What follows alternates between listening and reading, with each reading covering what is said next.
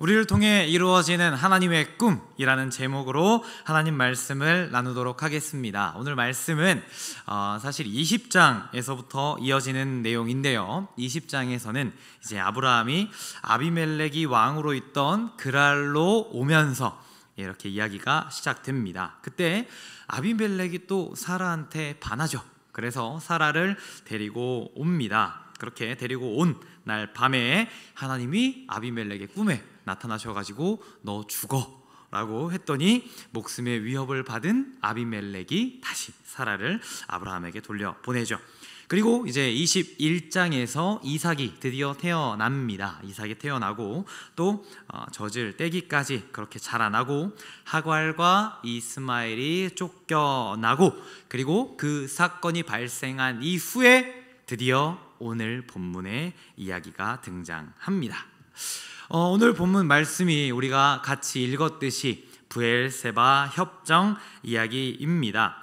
이 내용을 좀 우리가 표면적으로 봤을 때는 어떻게 보이냐면 서로 좀 더 잘 지내기 위해서 이렇게 협정을 맺었구나. 맞습니다. 틀린 말이 아니에요. 협정을 맺어서 그들이 좀 더 잘 지내고자 하는 아비멜렉의 마음이 아브라함에게 전해진 일이죠. 그런데 이 내용을 좀 더 우리가 깊이 살펴보면 이 내용이 단순히 그 둘의 잘 지냄을 위해서 적혀진 내용이 아니라 그 안에 하나님의 꿈이 내포되어 있다는 것을 우리가 알 수가 있습니다. 그리고 그 꿈이 아브라함을 통해서 차근차근 이루어지듯이 하나님께서 우리를 통하여서 당신의 꿈이 이루어지도록 설계해 두셨다는 것을 우리가 또한 알 수 있습니다.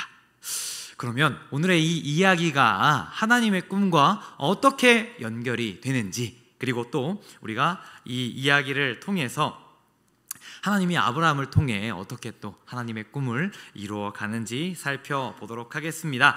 오늘의 말씀을 통해 하나님의 꿈이 우리를 통해서 이루어지는 귀한 삶이 되시기를 간절히 소망합니다.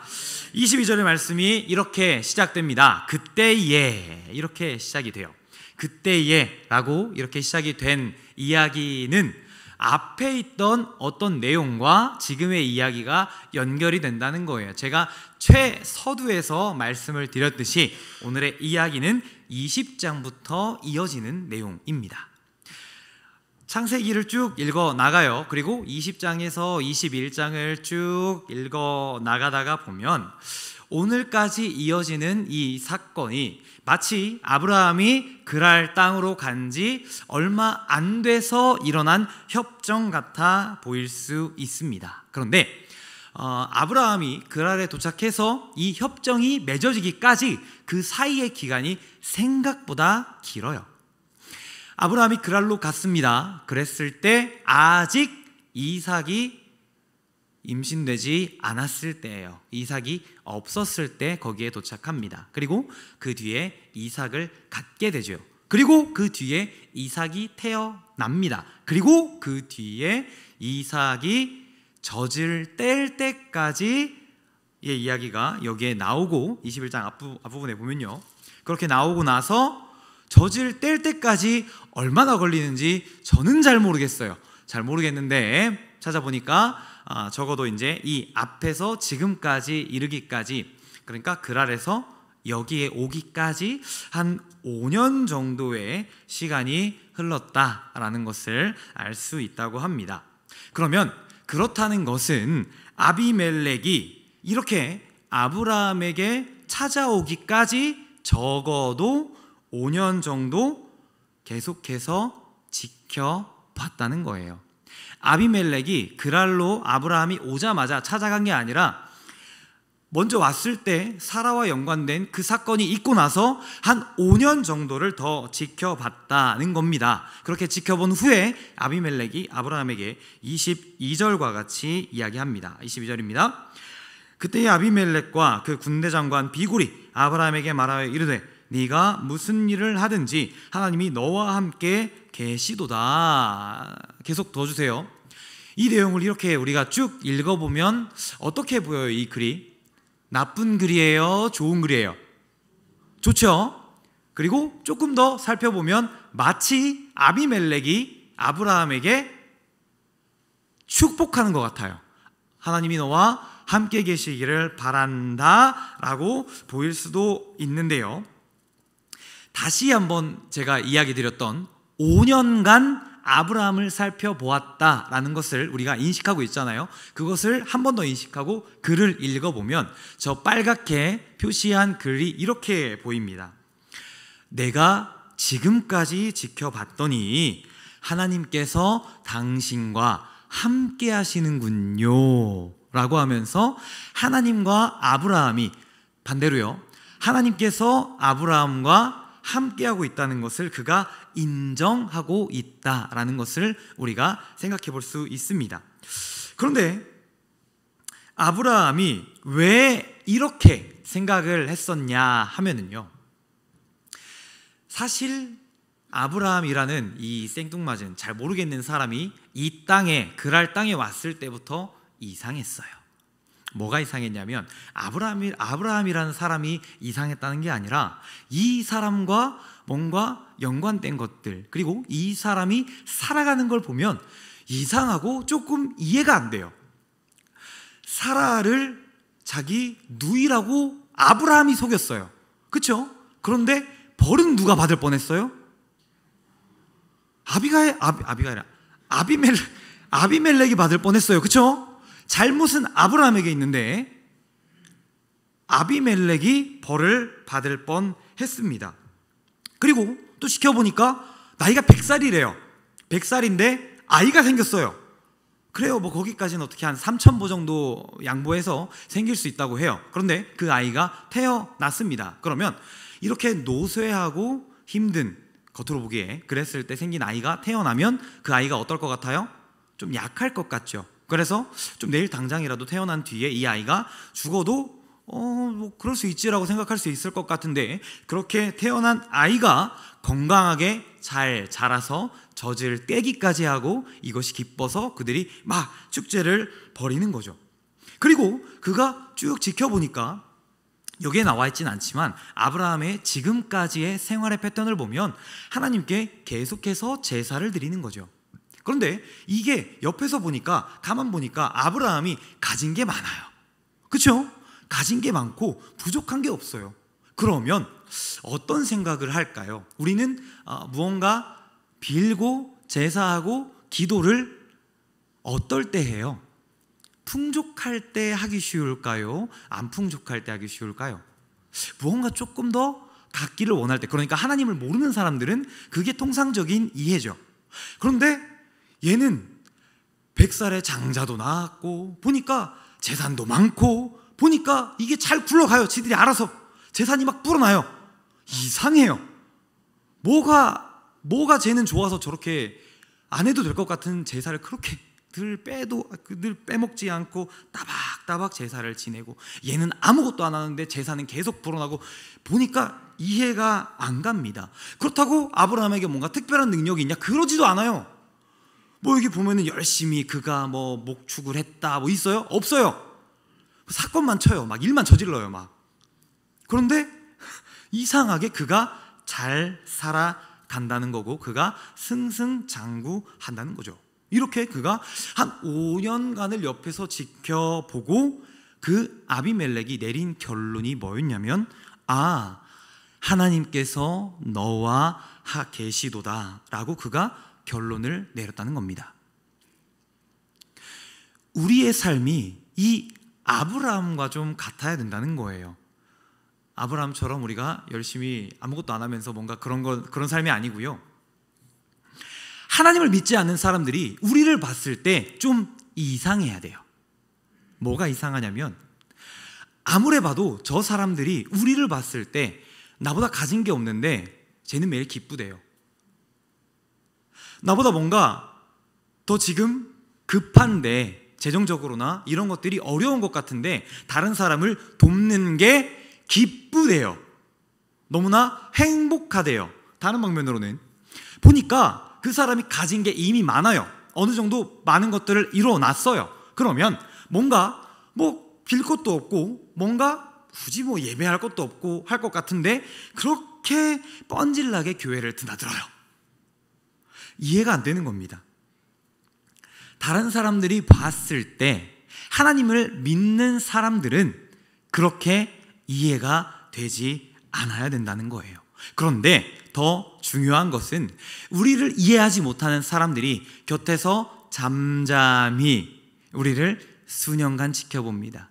그리고 수십 년간 어떤 사람들은 지켜보기도 하죠. 그랬을 때 그 사람도 자기들도 모르게 우리를 향해서 이렇게 뱉는 거예요. 아, 하나님을 믿어서 그렇구나 라는 말이 그 사람들로 하여금 뱉어지게 된다면 적어도 우리의 삶은 아브라함과 조금은 비슷한 삶을 살아가고 있다라는 거예요.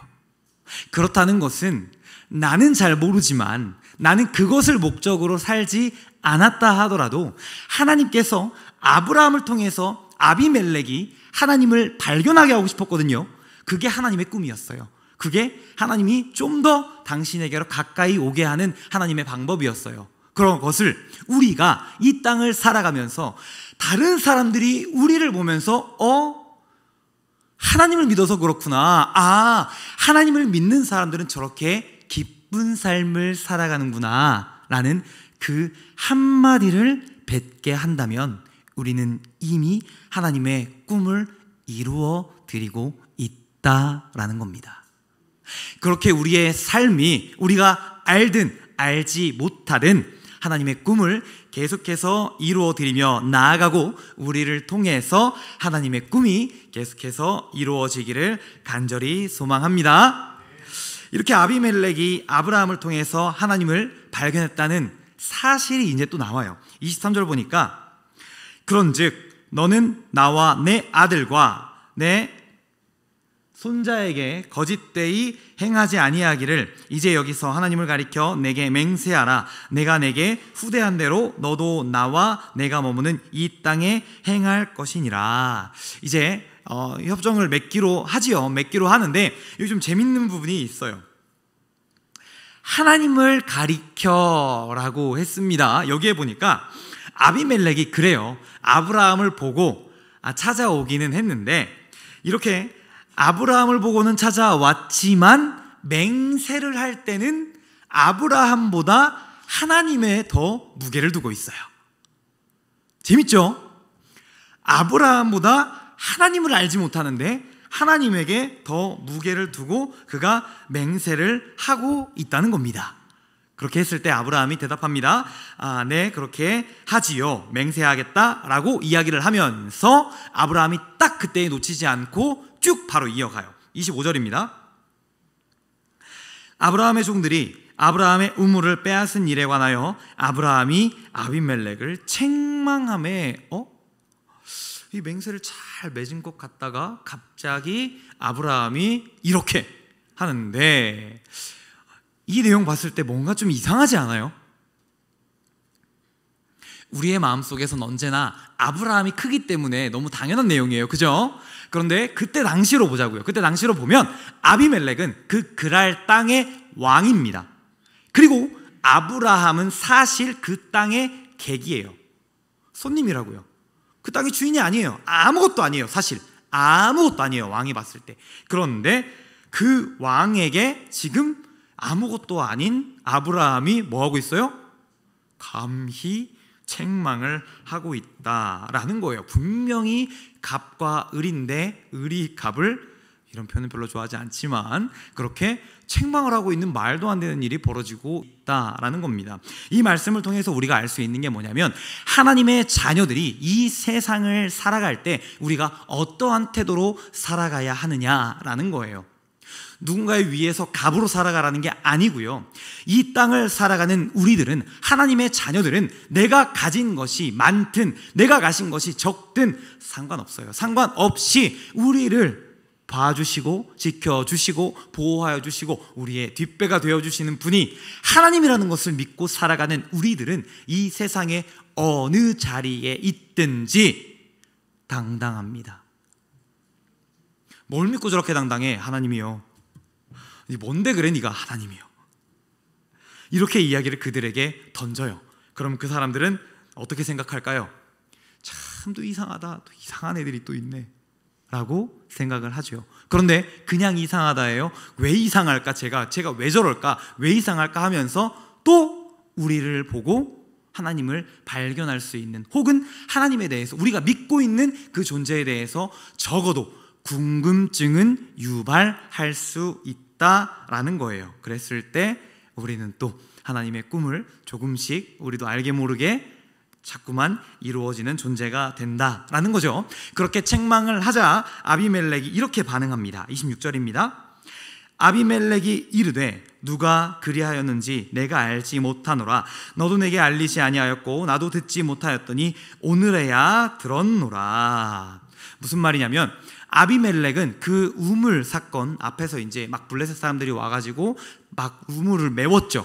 못하게 우물을 막 그렇게 차지하고 오지도 못하게 그렇게 했습니다. 그런데 아비멜렉은 지금 그 일에 대해서 내가 알지 못하노라, 전혀 몰랐다라고 이야기해요. 난 네가 그렇게 괴롭힘 당하는 걸 몰랐어 라고 이야기를 합니다. 여기에 또 우리 하나님 믿는 사람들의 삶이 들어있어요.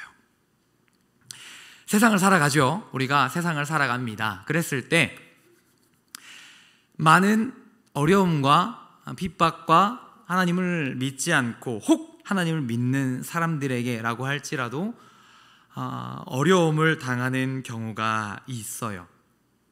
그냥 우리는 하나님을 믿기 때문에 조금 바보같이 살아가는 것뿐인데 세상은 자꾸만 우리를 향해 손가락질하고 바보라고 하면서 물고 뜯고 그렇게 괴롭힙니다.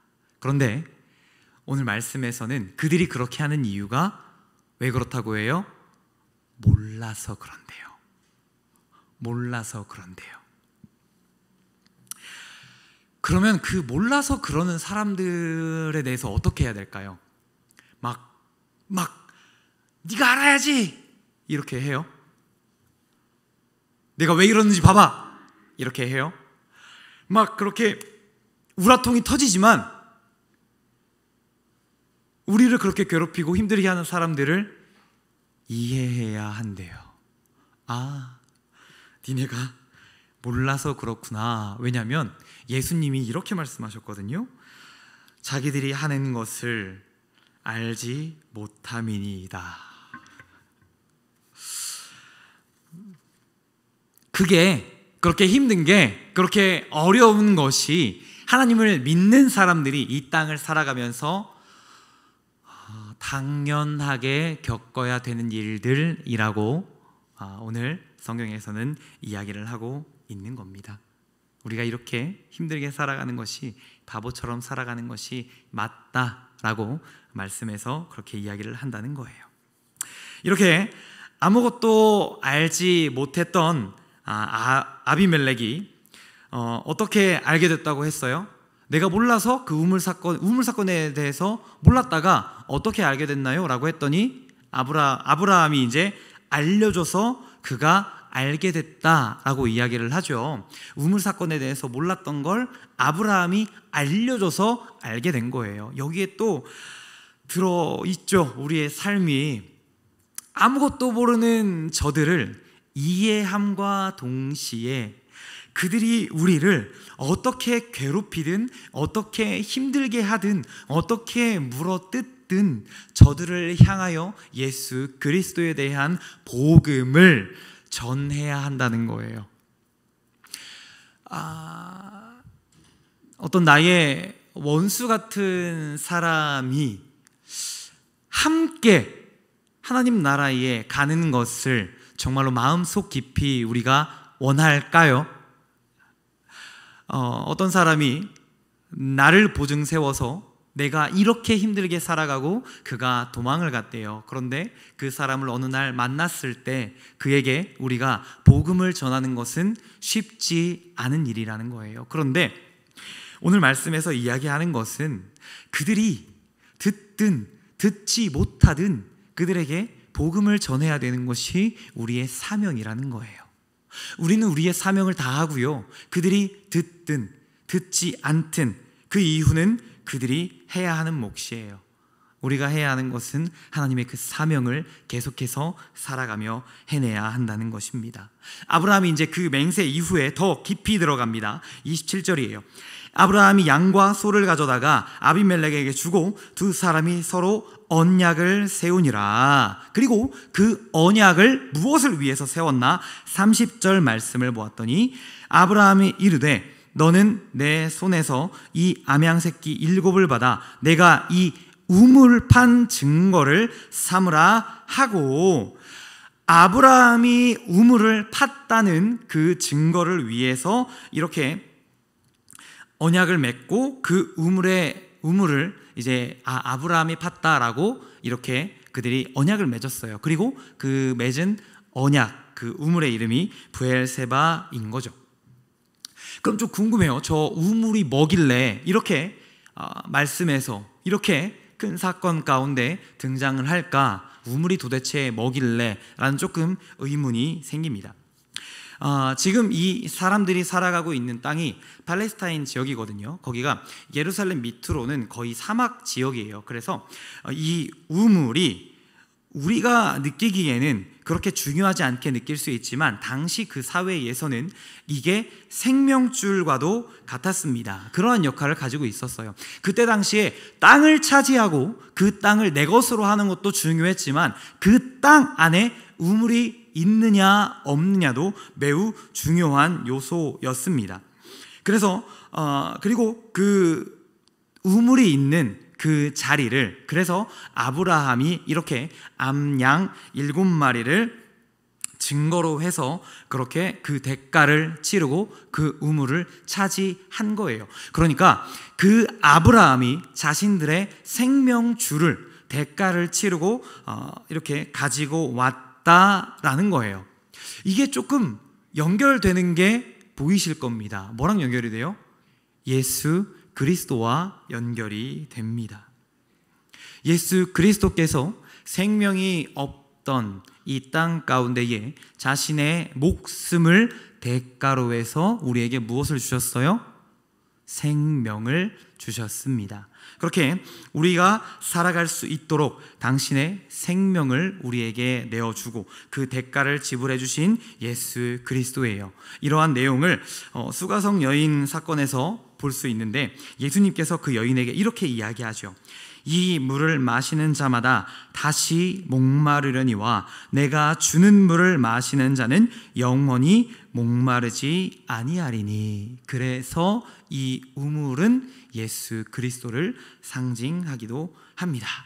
이렇게 이제 언약을 맺었어요. 그렇죠? 대가를 지불하고 나의 소유권을 찾아왔습니다. 그렇게 한 뒤에 끝나지 않아요. 아브라함이 조금 더 그가 행동을 합니다. 33절 말씀입니다. 아브라함은 브엘세바에 에셀 나무를 심고 거기서 영원하신 여호와의 이름을 불렀으며, 보니까 브엘세바에 에셀 나무를 심었다라고 했습니다. 왜 하고 많은 나무 중에 에셀 나무였을까요? 왜 하고 많은 것들 중에 에셀 나무를 심었고 이것을 굳이 말씀에 기록해서 중요하다라고 이야기를 하고 있는 걸까요? 에셀 나무가 뭔지를 좀 아셔야 왜 중요한지를 알 수 있어요. 한번 사진 보여주시겠어요? 이게 에셀 나무예요. 이게 에셀 나무고 저 밑에 있는 분들이 다 사람들이 앉아 있는 거예요. 네, 점점점점 이게 다 사람입니다.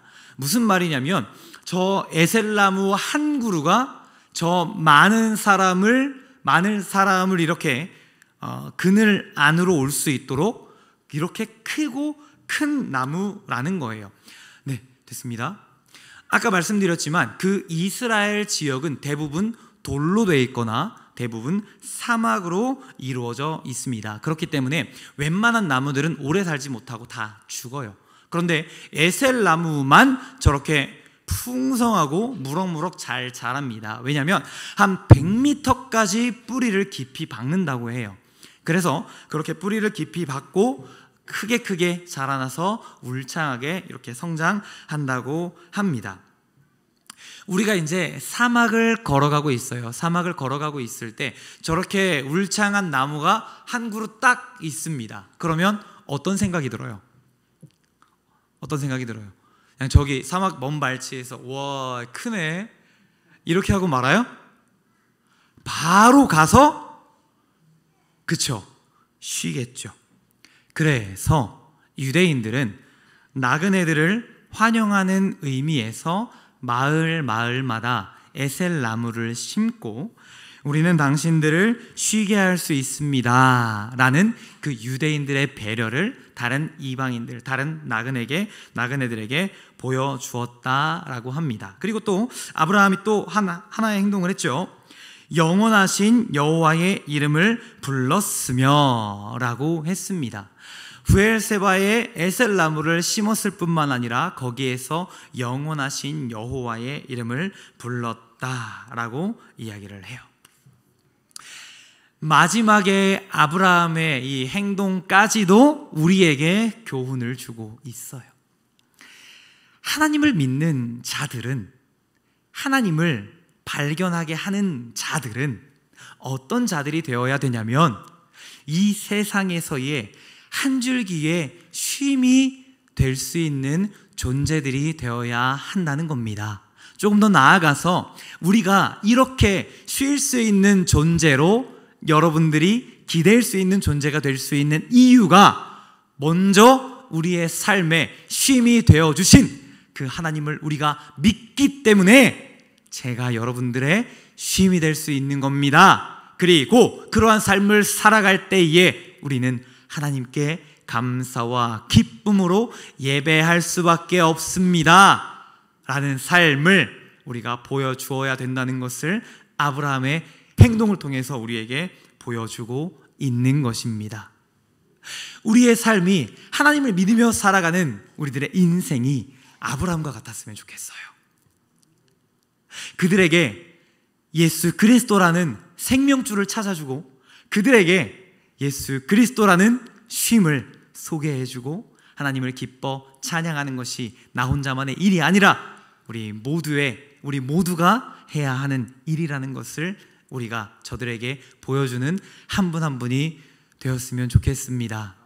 그래서 하나님이 바라고 원하는 꿈이 우리를 통하여 이루어지는 은혜가 있기를 간절히 소망합니다.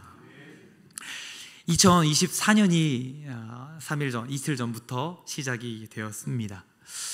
좀 어떤 계획을 세우고 계세요? 단골 등장하죠. 올해에는 몇 번 통독을 하리라. 그렇죠? 하루도 빼놓지 않고 말씀을 읽으리라. 내가 이번에는 기필코 주일 예배만 아니라 다른 예배들도 반드시 빠지지 않고 참석하리라. 좋습니다. 너무나 좋아요. 그런데 우리가 이렇게 계획하고 우리가 그렇게 삶을 살아가는 것의 목적이 나에게 있으면 안 되는 것 같아요. 물론 하나님에게 있지만 그러한 삶을 통해서 그러한 삶을 살아감으로 인해서 더 많은 사람들이 우리를 보고 하나님을 발견하거나 우리를 보고 하나님을 궁금해하는 그러한 삶이 우리들에게 주어지기를 간절히 소망합니다. 그래서 2024년은 더욱더 하나님께로 많은 분들이 나와 우리와 함께 예배하고 기쁨으로 살아가는 올 한 해 그리고 우리의 삶이 되시기를 간절히 소망합니다. 기도하겠습니다.